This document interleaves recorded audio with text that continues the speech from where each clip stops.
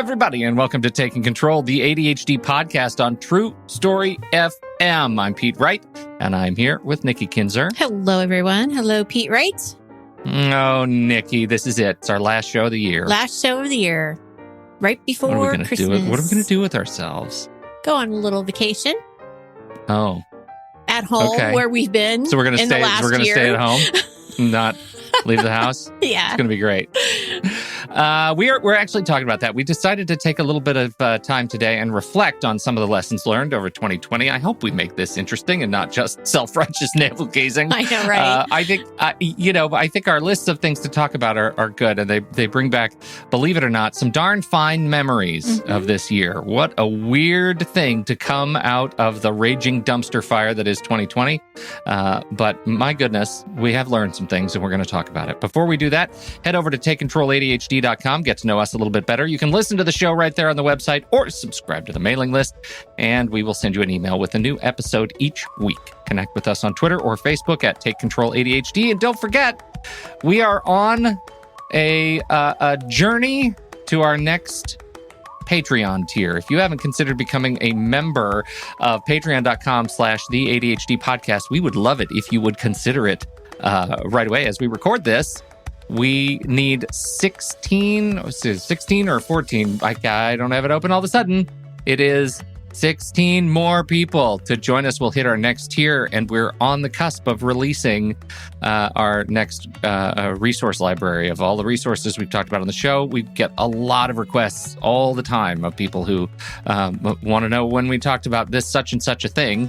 And so we've put all the such and such a things, verified all the links and all the resources we've ever talked about over the last 10 years, and we put them in a big Codifile. And thanks to Melissa, Discord Mom, she's done a ton of work already. More to come. We need a little bit more help. Our new goal, 200 patrons to get us over the hump. 16 more, and we are there. So thank you very much. I do have an announcement. Can I talk about an announcement? Of course. Speaking of internal navigation, we're changing the time that we record this show in 2021. Nikki? Yes, we are. Do you want to say why? Or I should say why. You should say why. I should say why. Yes. So I'm not exactly ready to talk about this yet. So I'm just going to plant the seed because I've been working really hard in the last month to get it ready to talk about. But I am offering a new service in January, and it's going to be around planning. And I need the time open for Mondays to do one of the planning sessions. So I asked dear Pete Wright, is there any way that we could possibly move our recording time? And I said yes. And you said yes. Spoiler alert. Yeah, you said yes. I did. So so it makes room for me to be able to offer a new service, which we will be talking about at some point very soon. And if you're on my newsletter, you're going to get it there. If you're a Patreon member, you're going to hear it there. So if you're not on one of those things, you might want to sign up so you hear about what's going on in 2020, 2021, right. 2021. So, 2021. Not 2020. Yes. So we are changing the recording times, moving from right now, it's 10 a.m. U.S. Pacific. It'll be 1 p.m. U.S. Pacific time on Mondays, beginning our first show, January 4th. So don't worry, I will still send out the emails through Patreon and post in Discord and on Facebook. It'll be, all the reminders will be there. But just in case, just know we've got to change. And so we appreciate your flexibility. If you'd like to join us for the live stream, we appreciate you there. So anyway, check out all the other resources and access to the live stream and all those goodies at patreon.com/the ADHD podcast.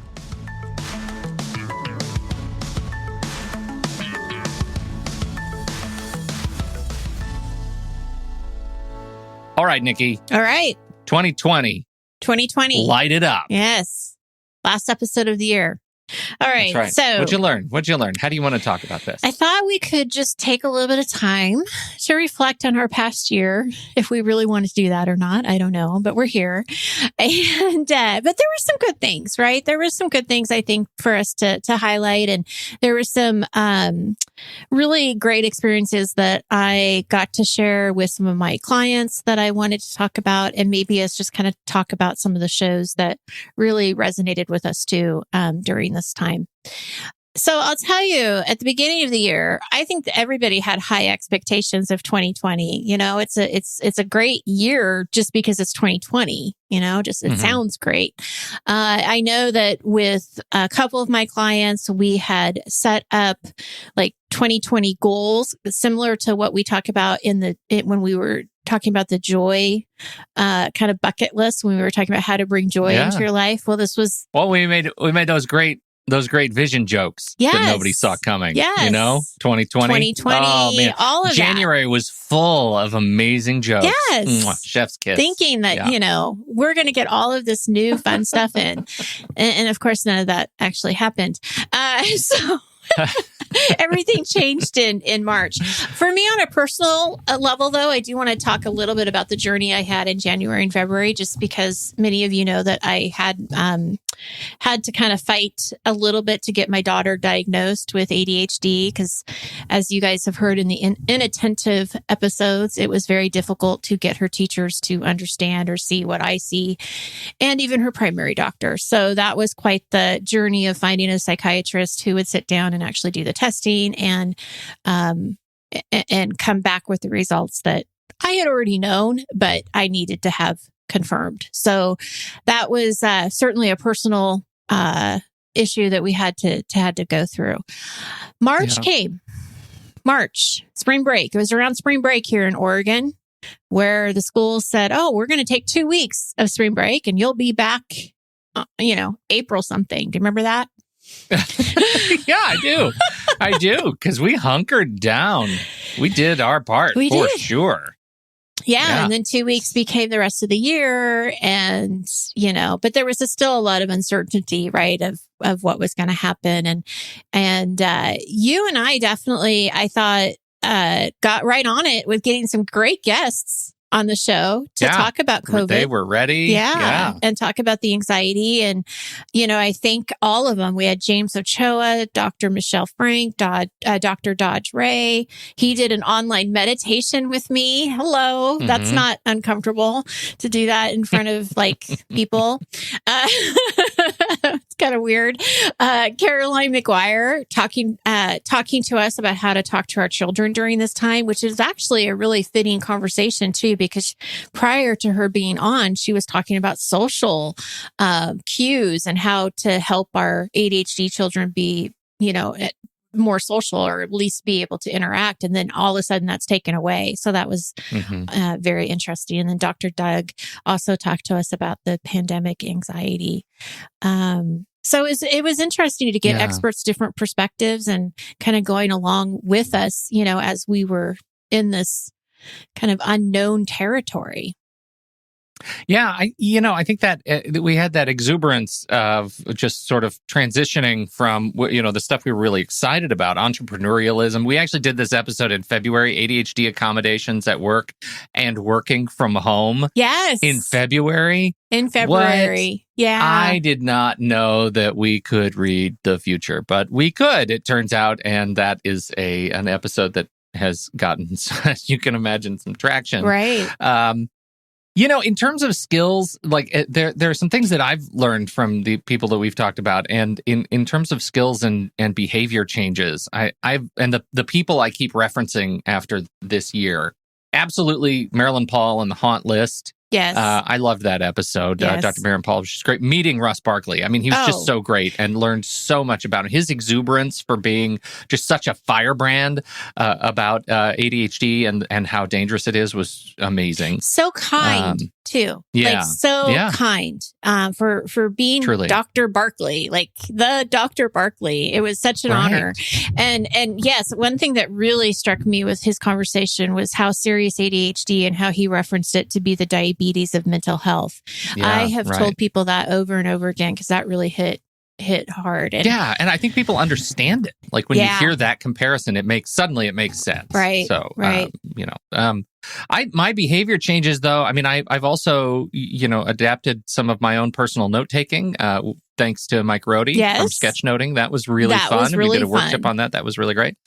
And oh my goodness, Chelsea Brennan from Smart Money Mamas called me mama.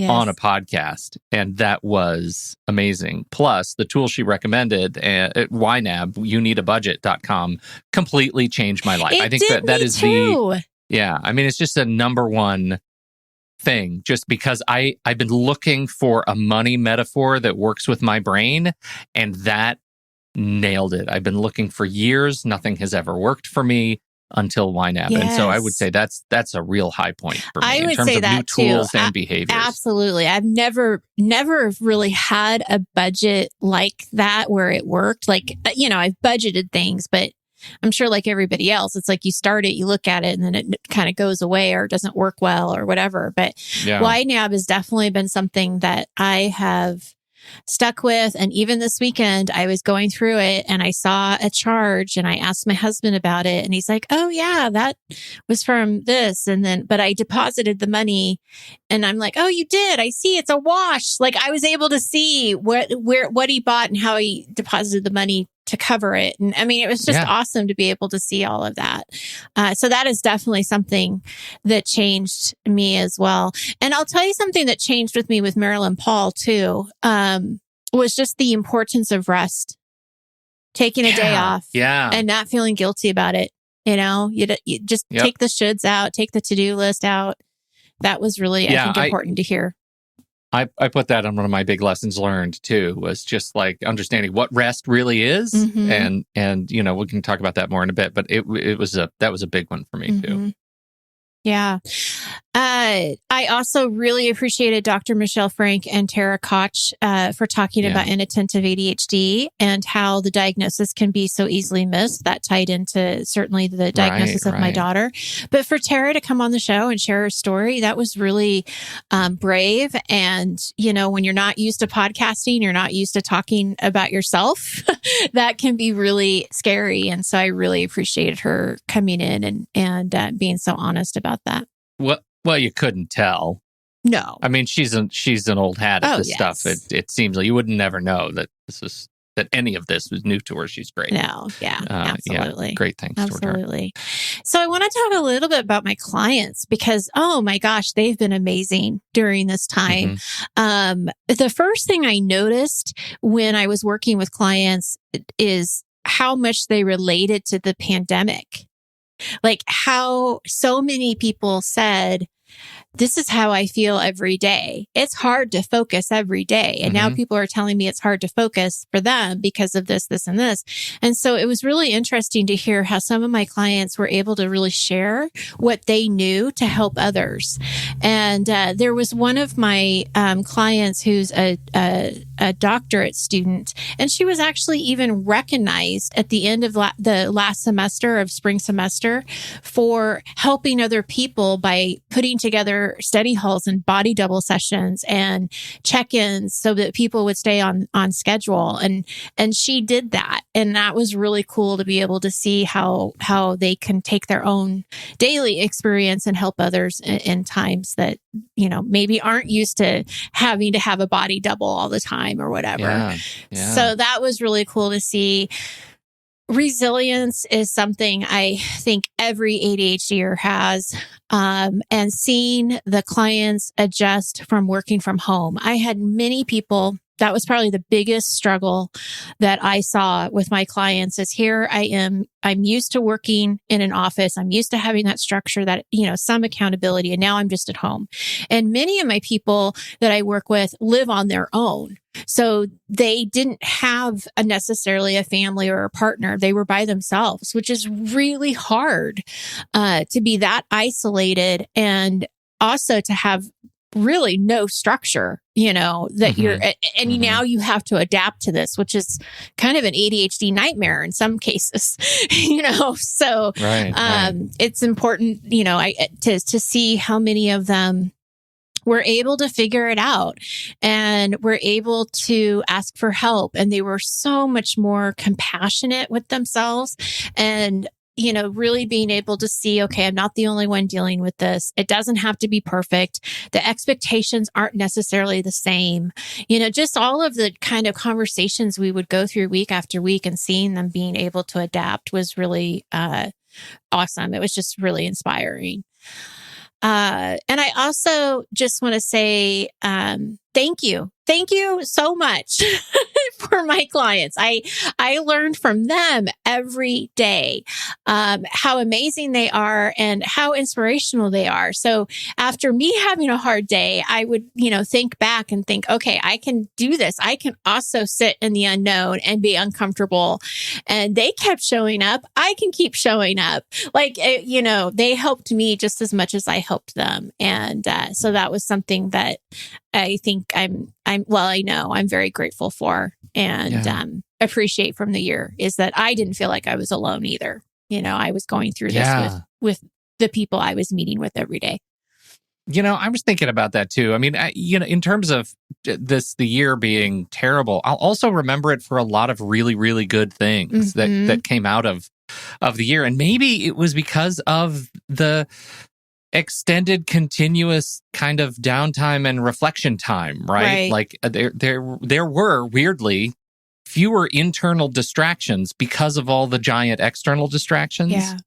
And I managed to make some kind of significant change. And we rebranded Rash Pixel, my podcast company, to True Story FM. Unreal synchronicity with Melissa, Discord mom. I could not be happier with that, what came out of that. I mean, she's just super inspirational and helping me revision what the company that I do, that I sort of shepherd here does. I took on a business partner in Andy Nelson, who doesn't have ADHD, and I'm consistently reminded of my relationship with you because it's just like easy, it's just one of those things. It's a calming balance. And I think from finding somebody who's kind of another accountability partner, is really just sort of energizing, even when energy is low. And we launched new podcasts. We launched Mission Forward, which is a podcast about social justice and equity, and The Change Paradox with Dr. Dodge Ray. Yes. And it's getting some great comments and reviews, and very happy with that. And you were on it, and it was great. How to Split a Toaster, a divorce podcast we launched. We're finally back around to What's That Smell season 5 with Tommy, and just really excited about the growth. But mostly, to your point, I'm so inspired by the way my clients navigated COVID, right? Demonstrating grace and generosity with their clients and the people they work with. It made me so proud to do what I do and be involved with the people with whom I share orbit. Right. Yeah, because this is hard for everybody. And it was just so powerful to watch, everybody interact and try to keep each other afloat. So yes, very much so. For me. Well, and more on a personal lessons, not just from work, but just personally going through 2020, I've learned to take care of my own mental health, saying no when I need to. I honestly don't remember which episode, but there was something that triggered in me when I was feeling very overwhelmed. And I remember thinking, I just need to sit where I am right now. And I need to just be here and be okay with that, and be okay with being unsettled, letting other people know what I need. I remember telling my family at one point, I just can't talk anymore. I've talked all day. I need to just be alone, because that's part of my introverted self. But most importantly, I'm a mother of teens. And parenting teens at the beginning of this year was fine. It was no big deal. But it got harder and harder and harder. And the last couple of months, it's been extremely, extremely difficult. And, I've had to just surrender and breathe and remember what I have control over and what I don't. And honestly pray that we're all going to get through this okay. And, it's not just about COVID, but it's very true when, especially teenagers, when you see statistics out there about them being isolated, depression comes into play, anxiety comes into play, social media, just a lot of different things. And so I think it's really important to reach out for help when you need it. Get what you need and not feel guilty about it. I started doing HelloFresh meals about 2 months ago, and I am not feeling guilty about it. Because it does make things easier. So, and also like what Marilyn Paul said, being okay if I just need a day to do nothing. I just need to rest and be okay with that. So yeah, I think there was a lot of good things in that too. And not always having to be positive. I think that's, it's hard because my nature is I want to be positive and I want to be like, oh, look at the bright side. But sometimes it's hard to do that because it just takes too much energy.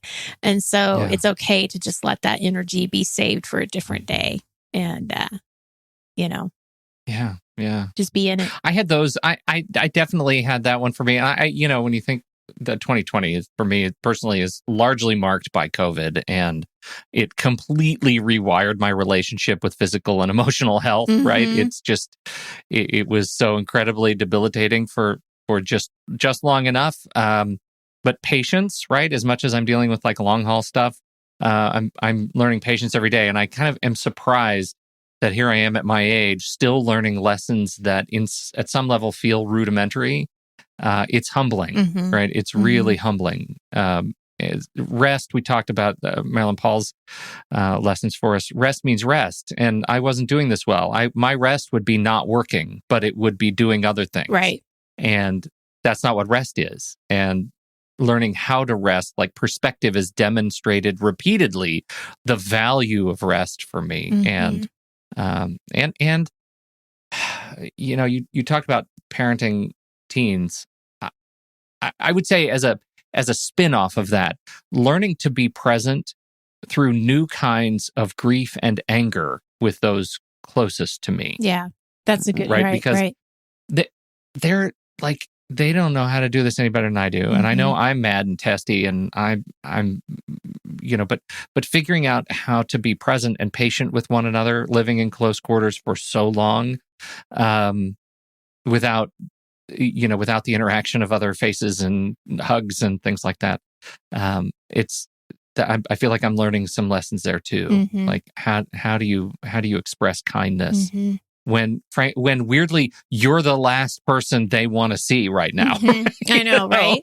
Like I am the vessel of that frustration for 3 other people I live with sometimes, right? As they are to me. So, and kudos to all of those parents that have young kids too. Oh my. Yeah. I mean, there's a lot of stress there, with working from home and daycare, or probably no daycare. So trying to figure out how to do all of that and being an online teacher. So yes, I mean, we've all had our struggles for sure. I have one more section that you didn't have. Oh, tell me more about this. It's new. It's not grim either. It's exciting. It's new tools for 2020. Things that you did and adopted and invested in that changed the way you work for 2020. Can I just tell you something before you start this? So Rome Research, one of my clients was like, I know exactly what Pete's talking about. He was right with you in that whole conversation. Totally. Oh, yeah. No, I should share a link. I read a Twitter storm about Rome Research and their software development methodology, and it's challenged, and it makes me really nervous about Rome. It's an amazing tool, and I did so anyway. My new tools for 2020. Yes. This is what I've done. First of all, I migrated my notes to Obsidian. Obsidian. Yes. Obsidian. Don't do this, Nikki. Okay. I'm going to put a link in the show notes. I need you not to click on it. Okay. It's going to break your brain. Okay. And I recognize that's not that you can't do it, because I think you would love it. I think you would lose patience in it very quickly. Yes. And I have a lot to do this week before I go on vacation. You have a lot to do. I have a lot to do. So don't click on Obsidian. But I really like Obsidian. It gives me what I liked about Rome Research. I started experience data loss with Rome Research, and part of it is because It operates 100% in the browser for people who know what I'm talking about. If you, like I did, migrated thousands of files of text files into Roam Research and start typing on a block and suddenly the text goes away, it's just gone. It's just gone. And part of that is because it operates in the browser. It is incredibly fragile. And I just learned this weekend. So, are you saying Obsidian took over Evernote? Yeah, I'm out of Evernote. Okay, now I am so curious because now I got to go check out Obsidian. No, it's going to be a lot. Really? You can't. It's basically a glorified wiki, but what I love about it is it lives on my system and it's a series of just text files, and Obsidian puts them all together, and it shows you this graph and same thing with Roam Research. Like the whole benefit of these two tools is they show you a graph of how your notes are connected to one another. So every time I type ADHD podcast, I can see a visual graph with arrows that show like the weighted relevance between these two notes when they reference one another, even if I don't intend to reference them. So you can start building like a set of research notes that relate to topics, and it uncovers connections you never thought of. And it's amazing. So I put 5,000 notes into Obsidian, and I have this graph that looks like a brain, and I can zoom in and click around in it and see like, what have I been working on over the years? What are the like subject areas that I am constantly coming back to? And I find it incredibly inspirational, right? It's teaching me about my experience, and I never saw it coming. So that's Obsidian. It's a nerd tool. It's open source. It's free. It's definitely free. And there you go. So I got out of Evernote. I am still looking for a paperless system, and I think I'm going to go back to the metal on this. I think I'm going to be using just OCR PDFs living in my file system without and just using the file system search to search for documents. Are you talking about file system like in your computer? Like in the computer. In the computer, not Dropbox. Just in your computer. For mine, it would be on my. I have a network storage device, and it would all live on my network storage device, which I feel like is probably the simplest and cheapest way for me to go. So I'm reducing expenses. I was such an Evernote fan for so long, and it's just they're doing a ton of great work over there. And if you don't have the momentum or inertia to look for something else, don't do it, because it's a lot of work. You got to really want to move. Yeah. But you can't just move halfway. You can't move halfway. So I'm out of Evernote, and I think I'm okay. Mm-hmm. think I'm okay. Mm-hmm. I adopted a new tool called Good Links, which is a wonderful little app that I use to replace my Instapaper kind of read later services. I really like Good Links. It creates a little share extension in your browser, and you hit it and send URLs to Good Links, and it downloads the content of the page so that you can read it offline later and save it in your own place. It's equivalent to the Evernote web clipper, but Good Links sort of replaced that for me. And does it go into a category, or just goes into an inbox and then you categorize it? You can, even as you're doing it, it brings up a little share sheet, and you type in the tags categories. So if I'm downloading an article on anxiety for What's That Smell, I'll type, the tag will be WTS and another tag WTS 502. So that I can look at a tag for all the resources that I'm culling together for the second episode of season 5, and they'll all show up under that tag, so I can keep them all in one place. That very, sounds very handy. Interesting. It is very interesting. I've migrated all my design work to the Affinity products after years and years and years and investment with Adobe. Mostly, I'm still a Lightroom user, but a lot of my photo and design work is in Affinity and a little bit in Sketch. And so that's a big change in 2020. I've organized pretty much my whole business with Coda.io, which I love. They're doing great work. Mm-hmm. And of course, YNAB, You Need a Budget is great. So those are my. I know I surprised you with this. Do you have any new tools for 2020 that you use? Well, YNAB, obviously, we've already talked about. Yeah. And no, but I'm really curious about your Good Links. And I am curious about Obsidian. First of all, I think it's a cool name, Obsidian. It is a cool name. It is a cool name. Yeah. And the problem I have with Evernote is it's just not working for me quite the way I need it to. Yeah. So I definitely think I'm in a place where I need to review like where I keep things and how I keep them. And I use Google Docs a lot. Like I have that a lot. I use that a lot, and Dropbox, but it's almost like everybody else. It's like it's too many things in too many different areas that I don't always know where to find stuff, and that gets frustrating. So I think I'm in the market of finding some new things. So you're giving me some ideas. All right, maybe 2021. This is going to be a whole new conversation with Nikki Kinzer. Mm-hmm. I am sticking with things though as my task manager. Yeah, things is great. Oh, I have one more that was introduced to me, but will be I think something for 2021, and that's a new app called Craft, which is brand new and getting a ton of buzz. And honestly, I think that might be a solution for you because it fits your design sensibilities. I think you will look at it and find it beautiful. Okay. Yeah. I'll check it out. Yeah. Is it new? So I can't get it now. Yeah, it's available. You can get it now. I can get it now. You can get it. There's a Oh boy, I still have a lot of work to do this week, though. I have to remember I have to get this stuff done.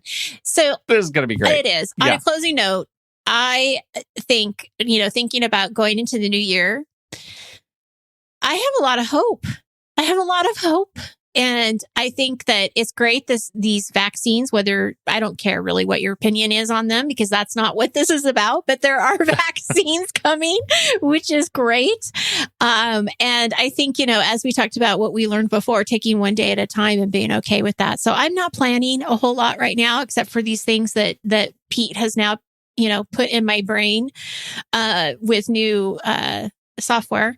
I live to serve. You love to serve. But again, just want to say thank you to everyone who has been with us this last year and the years before that and the years before that and hopefully coming along with us in this journey going forward. And we just really appreciate all of you. And thank you for all the nice notes and the comments, because we thrive on those, right? I mean, we get these little nice comments and it's just like, it makes our heart, just warm and so thankful for what we do. So thank you, everyone. Thank you so much. Thank you. Yeah, let's end it on a high note. Toast somebody you love, and we'll see you in 2020. Thanks, 2021.